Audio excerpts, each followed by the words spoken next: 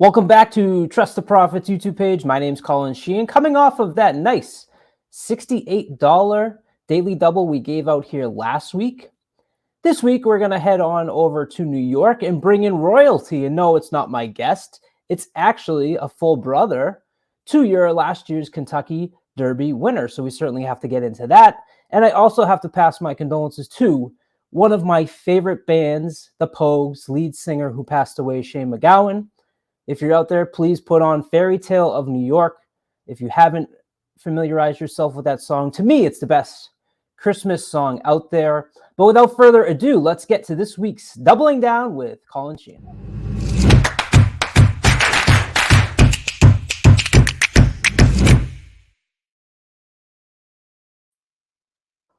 What's up, everybody? He's back. Welcome back old friend Matthew DeSantis to Doubling Down. He hasn't been on in a while. Matthew, welcome, and how are you? I'm doing great, Colin. Thank you so much for having me back. I really appreciate it. And I join you with your thoughts about Shane MacGowan and the Pogues, a band that I was very fortunate to see perform on St. Patrick's Day in New York City in 2008. I want to say maybe 2009. I think 2009. And actually got to hang out with Shane MacGowan afterwards at a bar. And maybe the coolest night of my adult life. And so when I heard the news today, my buddy and I, who went to see that concert together, he lives over in Sweden, and we were talking about it today, and just so sad. And I'll always think of the show The Wire and Body of an American, and so many other great songs, and just really sad to see. And what a legendary singer, and what a legendary band. Yeah, if you've hung out with me in my karaoke days, which those were a long time ago, but I was the one that always played Dirty Old Town, and late night drinking in the apartment, people like, oh my God, it's Dirty Old Town again. So I got those same texts this morning of like, hey, did you hear about the Pogues? And I hadn't at that time. And I'm like, oh my God. So I immediately this morning on the way into work played Fairy Tales of New York and Dirty Old Town multiple times for the great Pogues. But we welcome you back because it is Cigar Mile Day over at Aqueduct, a huge weekend for New York as we enter into December. I can't believe we're saying that, but we've got some Derby points on the line here. And so we figured it's a good place to start for this week's Doubling Down, which is with the Remsen Aqueduct Race 9, Saturday, December 2nd. We talked about it previously. It's great to see a big field here. I think you've got a lot of early speed that I've seen, which could certainly have an impact on it. And we'll start off. Matt, where are you going here? Who do you like? This is a really wide open field, and I think, my top choice is going to be the number 5, drum roll, please. I'm going to try to catch a little bit of a price here for Brad Cox, a trainer who I feel like his horses always show up in a big way, and a horse that can sit behind some of that maybe early speed and still be able to sit that right sort of tracking trip. And I think it's going to be interesting to see how the speed plays out, because some of these horses are going from running 1-turn races to 2-turn races, and that changes the pace dynamic, that changes the speed dynamic. Sometimes the post position is going to change. But for this leg of the Doubling Down, I'm going to spread pretty significantly and use 5 horses in this leg, because I see this as a really wide open race, ultimately using the 3, 4, 5, 6, and 8. And so this is, Dornick, you teased the full brother to recently retired Kentucky Derby winner Mage, Moonlight, obviously another really impressive horse as well. And here's, Dornick, that super, super impressive maiden breaking victory at Keeneland last time out. Goofy runner. Very, very goofy. I love Dornock, not because, Mage is awesome too, but I don't remember when we were doing our Derby shows last year. Mage is Puka, and Puka's last. All you Massachusetts people love Puka because of Puka's last victory was at Suffolk Downs on the turf. We've only got a few that we can hang on to. So I didn't even know when I started looking through the past performances that Dornock was the full brother to Mage, and I saw Puka and I went, oh my God! And then immediately I saw the good magic on there, and it's rare that I can put the two together and recognize the siblings without doing the research, but that one. Jumps right out at me. I'm definitely going to use Dornock here. I have that July 29th race, and I know it was a while ago. That was a key race. You had 2 winners come back from that. 3 horses came in second. 2 horses came back for third place. Then goes a mile at Monmouth, runs into Noted, who I respect. and then has a nice maiden breaker at Keeneland, which we just showed you, winning by 6.5 furlongs. Goofy foot on the wrong lead there in the stretch, but I'm not going to let a horse with this story knock me out here of doubling down. I think there's going to be some early speed. I had the 1, 2, 3, 6, 8, 9, all figuring that they're going to be going early, so you're going to have some competition for the early speed there. Domestic product, I'm not as intrigued in. I know this horse is the only horse that has a victory at this distance. And you know me, that's usually like, oh, easy, knock this one off, especially a 1 1/8. But the Sire Practical Joke has me concerned. So although this horse has a victory at that distance, that race had very slow paces up front, so was able to set comfortable numbers. And then I don't know what competition really came out of that race. So I'm going to pass on the Chad Brown number 2. I included Drum Roll Please as well. I think that same July 29th race there. I also had the September 1st as a key race. Drum Roll ran it into locked, but still beat the rest of the field by 13 lengths there. How about Where's Chris? So I think that's an interesting horse that is, obviously coming out of the Nashua. And one of the interesting trends that I've seen over the last 20 years, looking at the Remsen, is from the early 2000s to the mid 2000s, the mid 2010s, I should say. Typically, your winner of the Remsen is the horse that comes out of the Nashua. That it was, you look at those like 2000 to 2013, every single Remsen winner ran in the Nashua, won the Nashua, went on to win the Remsen. Since 2013, you've seen the trend of maiden breaker to Remsen winner. That's the new trend. And the Nashua is not as key of a race suddenly as it used to be 10 years ago. Now, Where's Chris won that race at a big price, is 6-1 on the morning line, is an intriguing price, a horse I'm going to use because right now, quite frankly, let's just be honest, Babe Dutrow is winning everything that's not nailed down in the state of New York. He's winning 50% of his races over the last 10 days, 35% of his races over the last month overall, an incredible heater. So, but the concern is what you mentioned earlier. A lot of speed side on, not going to get the sort of easier pace that he got in that Nashua, going to be more pressured, outside post position. I think there's enough variables there that I'm not necessarily drinking the Kool-Aid on Where's Chris as going, well, this is the Nashua is the key race and he's going to win the Remsen. Yeah, I did use Where's Chris, so I'm going 3, 5, 8. I think that effort we just saw was huge in the stretch. And I just kind of looked at that and felt that effort and what I saw from that horse in the battle there, a little bit of battle tested, winning at the mile.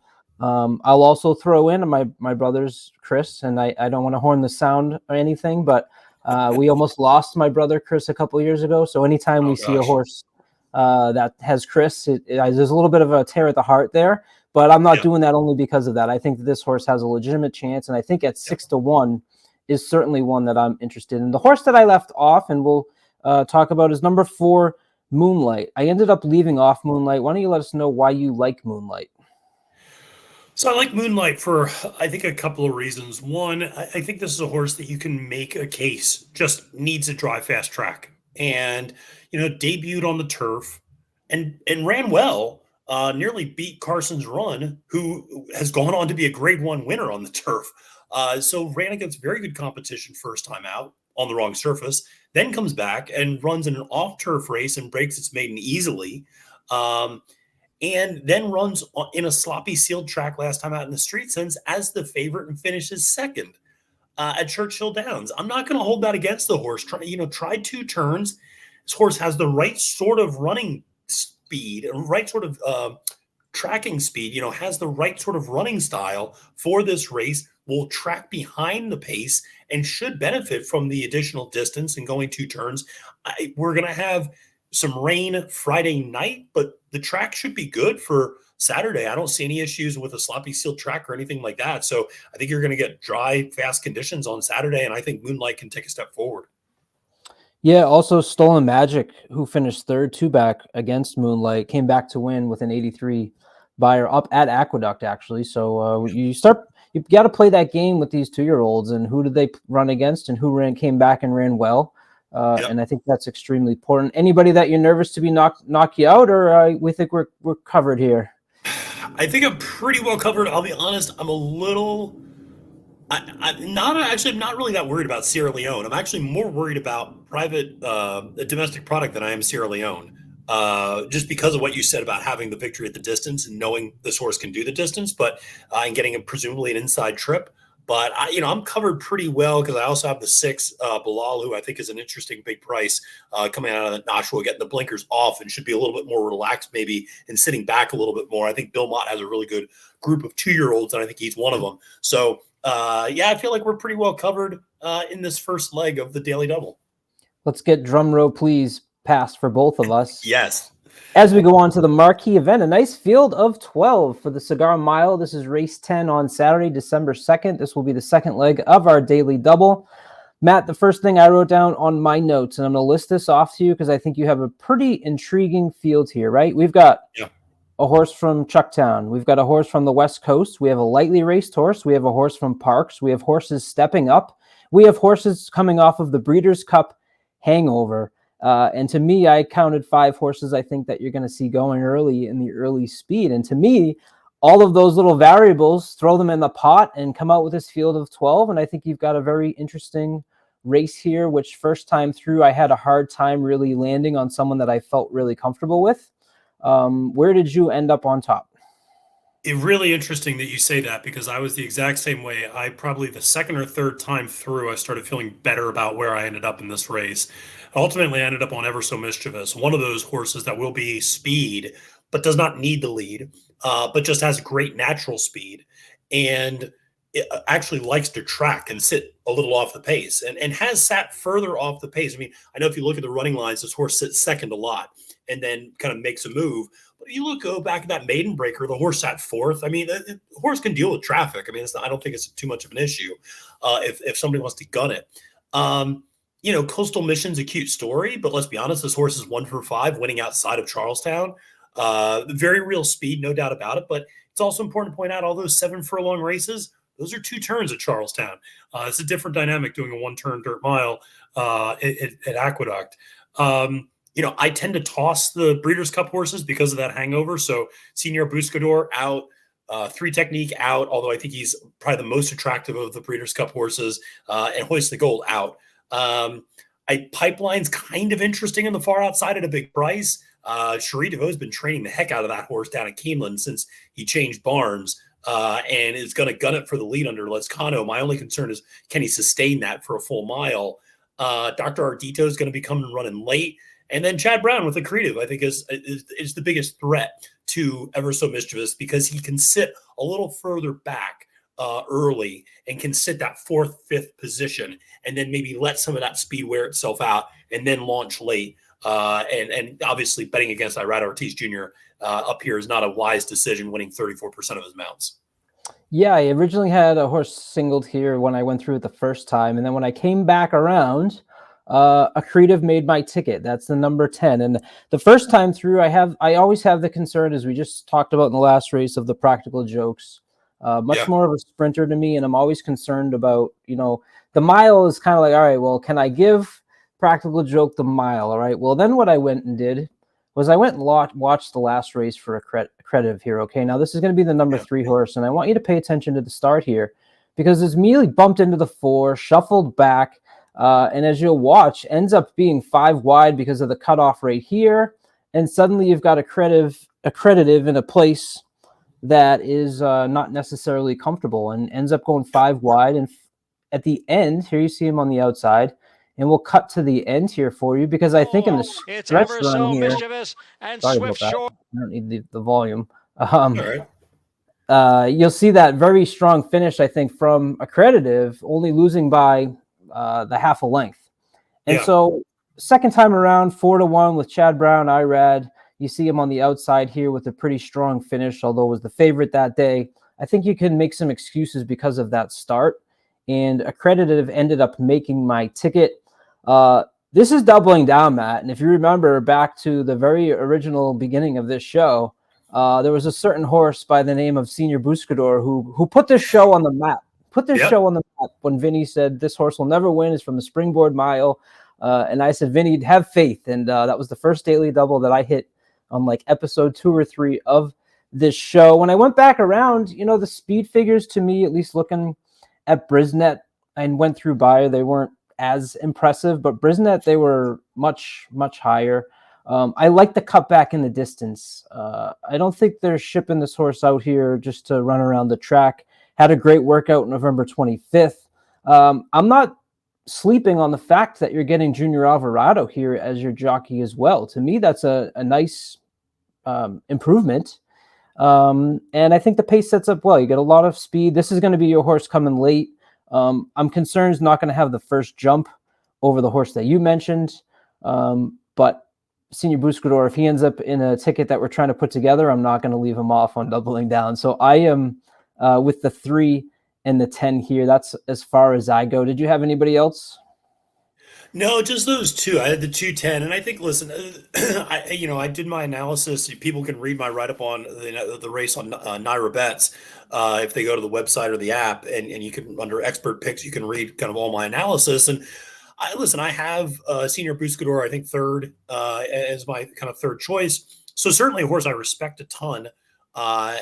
And if he can replicate that race in the ACAC last year, he's got a shot.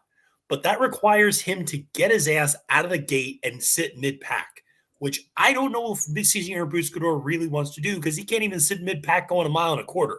So with all this speed, he's going to be coming from the clouds. Now, here's the kicker. Only 14% of winners doing a one-turn mile at Aqueduct between the BAQ and the Aqueduct meet. There have been 72 one-turn mile races. Only 14% of winners in those races have come from more than 3 lengths off the pace at the second call.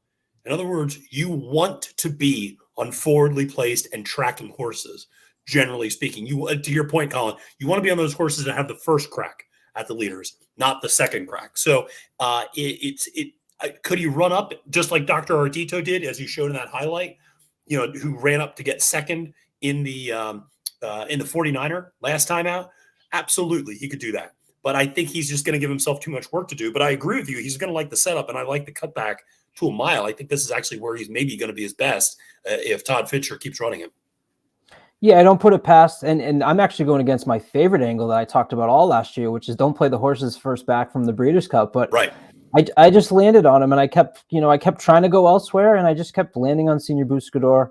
I'm not going past the fact that he's been running in Grade 1 and Grade 2 company in his last 6, 7, or 8 races. So, there's a little bit of that class drop that we talked about compared to at least what the others in this race have been doing. We have a great rendition of the Cigar Mile, though, and you just heard Matt rattle off those stats. So be sure to follow Matt on Twitter at Failed to Menace, because he gives out not only does he sing for you, he gives out your track stats just like that. That Matt has been my most attracted to when I see that. That's certainly a video that I'm playing right away, because I think you've been very informative in those. And what you just said is perfect application here to the Cigar Mile. I loved your video of saying goodbye to the turf as well. It was very sad. It's a sad day, man. It's a sad day to say goodbye to the turf. We're going to turn into Oaklawn for the next, 4 months, or Assiniboia Downs. By the way, shout out to Jeff Fafa, who finished 5th today in a $50,000 claiming race at Aqueduct, who was a good friend of ours up at Assiniboia for many months. That's right. That's right. So Matt goes 3, 4, 5, 6, 8 in the Remsen with the 210 in the Cigar Mile. It'll cost you $10. That's like $100 for a Matt DeSantis ticket. I skimmed my ticket when skinny because I knew I was on the show with you. I go 3, 5, 8 with the 310. Matt, we can both win, and it will only cost people maybe a cup or two of coffee. Thank you so much for coming back. Check out Matt on nairabets.com. He's got plenty of content. Where else are you previewing races for?